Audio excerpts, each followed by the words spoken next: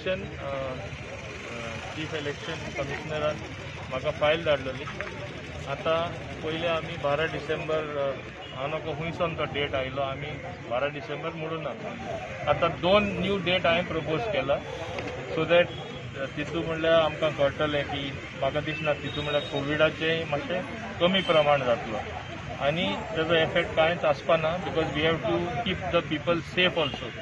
Even though आमी different SOP follow up करतले पूण लोकांक कांय कोविडाची मारामारीचे एफेक्ट कांय जावपा जायना म्हूण हांवें प्रपोज केला इदर जानेवारी 9, 2021 ओ जानेवारी 16 हे 2 दीस हांवें प्रपोज केला.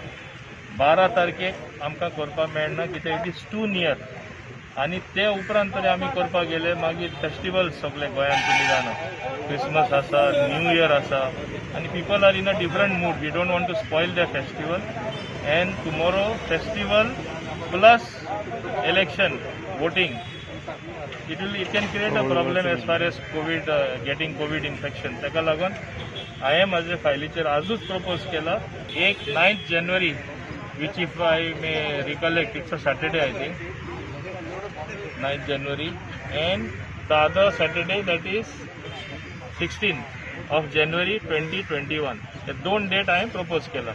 It is and the file has been sent to the Honorable Chief Minister who in consultation with Chief Election Commissioner and me of course will decide.